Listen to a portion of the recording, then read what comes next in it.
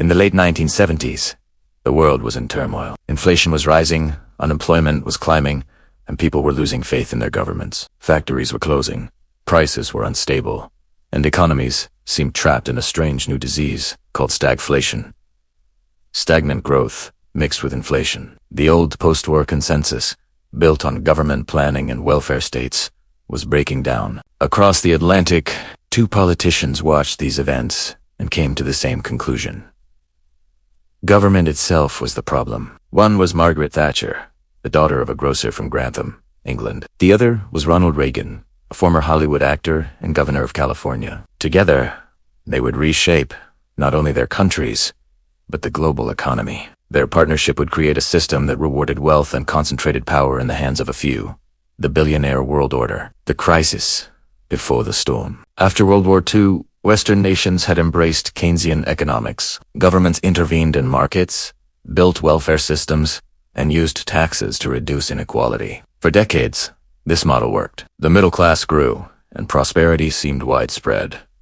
But by the mid-1970s, things began to change. Oil shocks from the Middle East caused prices to skyrocket. Powerful labor unions demanded higher wages, fueling inflation. Industries once considered untouchable, coal, steel, automobiles, were collapsing under global competition. In Britain, the so-called sick men of Europe, garbage piled up in the streets as strikes paralyzed cities. In the United States, long gas lines and high unemployment shattered confidence. Faith in the state's ability to manage the economy began to crumble.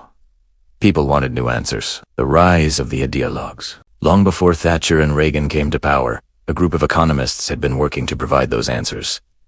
Led by Friedrich Hayek and Milton Friedman, they argued that government intervention distorted markets and stifled freedom. They believed inflation could only be controlled by reducing the money supply and letting markets determine prices and wages. The state, in their view, should step back and allow competition to thrive. These ideas were known as neoliberalism, and they had been largely ignored for decades. But the crisis of the 1970s made them suddenly attractive. Thatcher and Reagan absorbed these ideas deeply. Both admired Hayek's book, The Road to Serfdom, which warned that too much state control could lead to tyranny. They saw themselves not just as politicians, but as crusaders for economic freedom. Margaret Thatcher. The Iron Lady rises. In 1979, Margaret Thatcher became Britain's first female prime minister. When she entered Downing Street, inflation was above 10%. Unemployment was climbing, and the British economy was heavily dependent on nationalized industries. Thatcher promised a revolution. There is no alternative, she declared. No alternative to market capitalism. Her goal was to break the power of the state, reduce unions, and revive individual enterprise. She began by cutting government spending, reducing taxes on high earners, and increasing interest rates to squeeze inflation. The results were brutal. Businesses closed, unemployment soared past 3 million, and inner cities erupted in riots. Critics accused her of destroying communities, but Thatcher held firm. She famously said, "The lady's not for turning." To her, short-term pain was necessary for long-term gain. The turning point came with the miners' strike of 1984-85. Britain's coal miners had long been among the most powerful unions in the country. When they went on strike to protest pit closures, Thatcher saw it as a battle for the soul of the nation. She stockpiled coal, deployed police, and refused to negotiate. After a year of confrontation, the miners were defeated. Union power collapsed, marking the end of the old working-class movement that had shaped British politics for a century. With labor subdued, Thatcher turned to privatization. She sold off state-owned giants like British Telecom, British Gas, and British Airways. Shares were offered to the public, turning millions into small investors. Supporters called it a people's capitalism. Critics saw it as the transfer of public wealth into private hands. But one thing was clear. Britain had entered a new era. The stock market boomed, and inequality began to rise sharply. Ronald Reagan mourning. In America, across the ocean, Ronald Reagan was preparing a similar revolution. Elected U.S. president in 1980, he came to power after a decade of economic malaise and national pessimism. Like Thatcher, he believed that government was the enemy of prosperity. In his inaugural address, he declared, "Government is not the solution to our problem. Government is the problem." Reagan's economic program, nicknamed Reaganomics, rested on 4 pillars: tax cuts, deregulation, reduced social spending, and tight control of inflation. He slashed the top income tax rate from 70% to 28%, arguing that lower taxes on the wealthy would spur investment and trickle down to everyone else. The Federal Reserve, under Paul Volcker, raised interest rates to historic highs, taming inflation but triggering a deep recession. Unemployment hit 10%, and small businesses went bankrupt. Yet Reagan remained popular. His optimism, "It's morning again in America," helped Americans believe the pain was temporary. When growth returned in 1983, he declared victory. Inflation was under control, and the stock market was soaring. Deregulation was another hallmark of his presidency. Reagan loosened rules on banks, airlines, and telecommunications. Wall Street became the symbol of a new age of risk-taking and speculation. The culture of the 1980s celebrated entrepreneurs and investors as heroes. Figures like Donald Trump, Ivan Boesky, and Michael Milken became icons of ambition and excess. America was entering the era of greed is good. The Anglo-American alliance. Thatcher and Reagan were ideological twins. Though separated by an ocean, they shared the same mission: to dismantle the post-war welfare state and unleash the power of markets. They admired each other deeply. When Thatcher visited Reagan in Washington, their bond was instant. They called each other Ron and Margaret. Both believed in strong defense, free enterprise, and individual responsibility. Their partnership extended beyond economics. Together, they confronted the Soviet Union with renewed vigor, escalating the Cold War before ultimately helping to end it. But even in victory, their greatest long-term impact would be economic, not geopolitical. They proved that politics could serve markets and that markets could dominate politics. The transformation of society. Under both leaders, the meaning of success changed. In the old social democratic world, prosperity was measured by equality and shared growth. Under Thatcher and Reagan, prosperity became personal.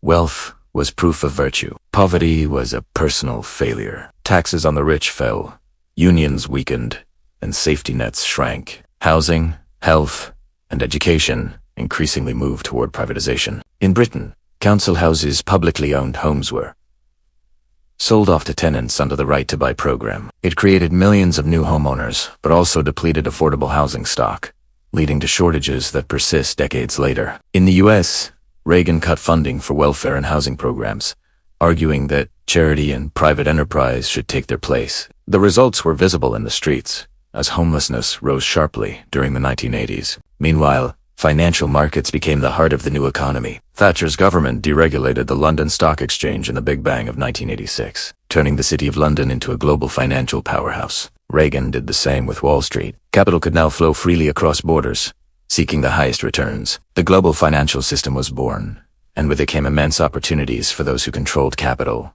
and growing vulnerability for those who did not. The ideological triumph. By the mid-1980s, the revolution was complete. Inflation was down, stock markets were booming, and both leaders were secure in power. To many, it seemed they had proven that free markets worked better than government planning. Business leaders celebrated them as saviors of capitalism. The language of economics itself began to change.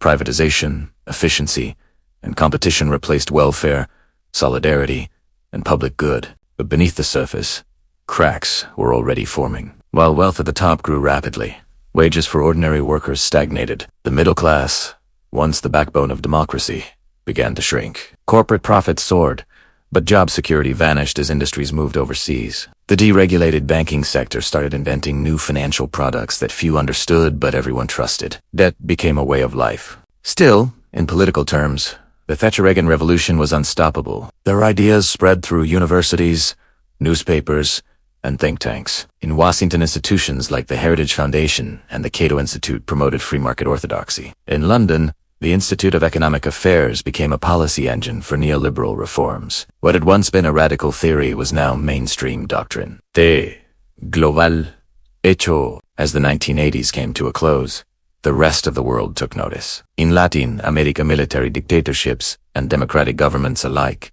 adopted neoliberal policies under pressure from the International Monetary Fund.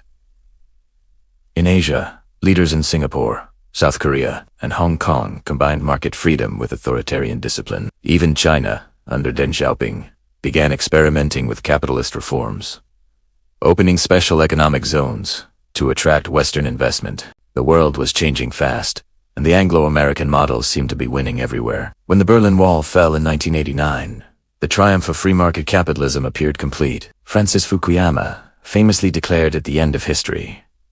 But the story was far from over. The seeds of the next era, the age of billionaires, global finance, and extreme inequality, had already been planted. The partnership between Thatcher and Reagan had unleashed forces they could no longer control. Deregulated capital, weakened labor, and the ideology of profit without borders. What began as an attempt to revive capitalism from crisis had turned into a new global system, one that would soon dominate the planet. The world was entering a new phase, one built on markets instead of governments, and on wealth instead of equality. And at the heart of it stood the legacy of two leaders who believed they were saving freedom but ended up creating something very different: the billionaire world order. When the Berlin Wall fell in 1989, the triumph of free market capitalism seemed absolute. The Soviet Union collapsed, and Western leaders declared the victory of liberal democracy. Yet the true legacy of this victory was not freedom for all, but the creation of a new global order where wealth concentrated in fewer hands than ever before. The economic blueprint that Margaret Thatcher and Ronald Reagan had pioneered now spread worldwide. The new global model. In the early 1990s, the Washington Consensus became the guiding doctrine of globalization. Nations seeking loans from the IMF or World Bank were told to privatize, cut public spending, and open their markets. Countries from Latin America to Eastern Europe adopted these rules. State industries were sold off. Foreign investors rushed in. At first, growth appeared spectacular, but behind the numbers lay social dislocation. In Russia, shock therapy privatization created a class of oligarchs who bought national assets for almost nothing. Across the developing world, the rich grew richer while ordinary citizens lost jobs, pensions, and security. The free market revolution that had begun in Washington and London was now global policy. From production to finance during the 1990s, Western prosperity seemed unstoppable. Yet wealth no longer came from making goods, it came from finance. Deregulated banks created new instruments that multiplied profits on paper. Derivatives, hedge funds, mortgage bonds. Debt became the fuel of the system. The City of London, unleashed by Thatcher's Big Bang and Wall Street, freed by Reagan-era deregulation, turned speculation into the heart of capitalism. By the turn of the century, financial companies generated more than 1/3 of all U.S. corporate profits. Money was no longer a tool. It was the product itself. The politics of consensus. Thatcher and Reagan's success changed politics permanently. Their opponents adopted their ideas. In the United States, Bill Clinton declared the end of big government and championed free trade through NAFTA. He repealed banking restrictions, paving the way for the rise of financial giants. In Britain, Tony Blair rebranded Labour as New Labour. He kept privatization and market freedom but softened the language. Both leaders accepted the same truth. Globalization and deregulation were inevitable. Inequality deepened, but easy credit and cheap goods kept populations content for a while. The birth of the new elite. The 2000s ushered in a new kind of billionaire, no longer steel barons or oil magnates.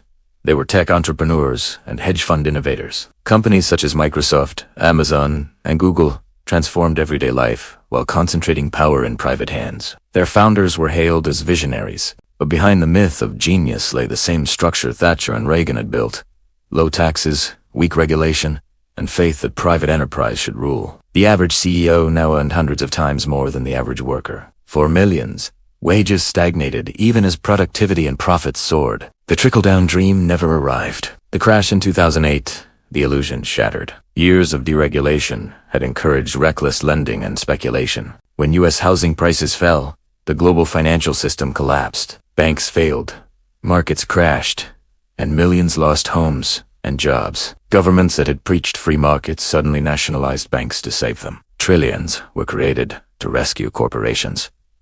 Ordinary citizens paid the price through austerity cuts to social services, education, and health. The billionaire class, however, rebounded quickly. Central banks' easy money inflated asset prices, enriching those who already owned wealth. The gap between rich and poor became a canyon. Austerity and anger in Britain. David Cameron justified deep spending cuts as living within our means. In America, recovery favored Wall Street over workers. Movements like Occupy Wall Street declared, "We are the 99%, but the structure of power remained intact." The same ideology that had driven the 1980s still ruled. Markets first, states second. Populism and the billionaire politics by the mid-2010s. Resentment exploded into populist politics. In Britain, the Brexit campaign drew on anger toward globalization. In the US, Donald Trump promised to fight elites, but governed with billionaires and corporate The paradox was complete. The backlash against inequality was led by those who benefited most from it. The neoliberal order had become a cage. Even those who opposed it could not escape its logic. Global trade, deregulated finance, and corporate lobbying were now woven into the fabric of power. The digital empire, meanwhile, technology reshaped capitalism. Data became the new oil. Giants like Facebook, Google, and Amazon collected personal information, predicted behavior, and controlled communication. Their reach transcended borders, often beyond government oversight. These digital empires inherited the deregulated landscape created decades earlier. Tax avoidance, contract labor, and algorithmic control defined the new economy. Billionaires such as Jeff Bezos, Elon Musk, and Mark Zuckerberg became symbols of both innovation and inequality. The ultimate heirs of Thatcher and Reagan's vision. Crisis upon crisis, the COVID-19 pandemic exposed the fragility of the system. As economies shut down, billionaires' wealth skyrocketed. Online commerce, logistics, and finance boomed while workers faced unemployment and inflation. Central banks once again flooded markets with cheap money, fueling another asset bubble. By 2021, the 10 richest men had doubled their wealth since the pandemic began. Governments depended on corporations for vaccines, logistics,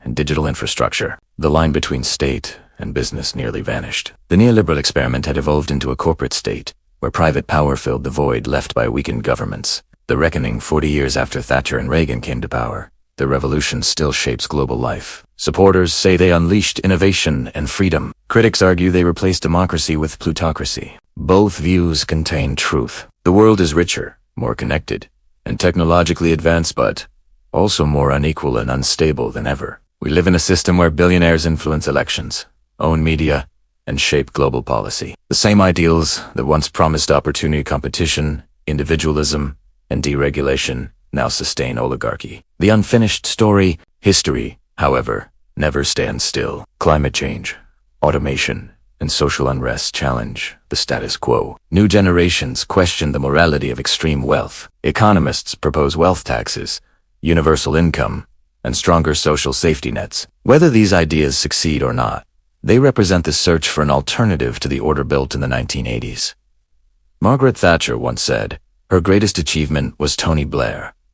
Ronald Reagan believed he had made America great again. In truth, they created a system larger than politics, a world where the pursuit of profit defines progress, and where billionaires, not governments, hold the keys to the future. Their revolution began with the promise of freedom. It ended by creating an empire of wealth that governs nations from behind the scenes. That is how Thatcher and Reagan built the billionaire world order, an order that still rules our time, invisible yet everywhere, shaping the fate of billions, while serving the few who sit at its summit.